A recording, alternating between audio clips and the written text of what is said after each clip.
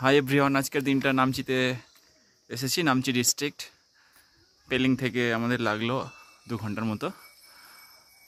দারুণ এখানে একটা জায়গা যেখানে সমস্ত মন্দিরগুলো একসাথে করা হয়েছে। সামনে আমরা ভগবান শিবশঙ্করকে দেখতে পাচ্ছি। হর হর মহাদেব। কত সুন্দর একটা স্ট্যাচু বানানো হয়েছে, ছোট ছোট। আবার এগুলো এখানে মন্দির নিচের দিকে দেখলাম দ্বারকা, তারপর ওখানে তার নিচে একটা আছে সাই টেম্পল আছে। এটা সমস্ত টেম্পলগুলো এখানে একসাথে সজ্জিত করা হয়েছে। নামচি বা 4 ধাম।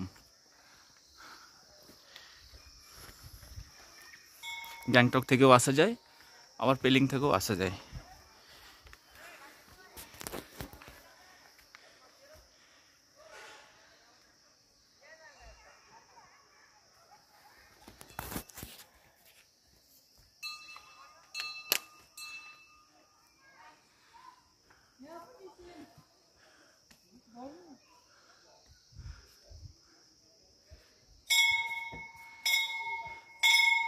ওই সামনেটা দিয়ে এন্ট্রান্স আছে।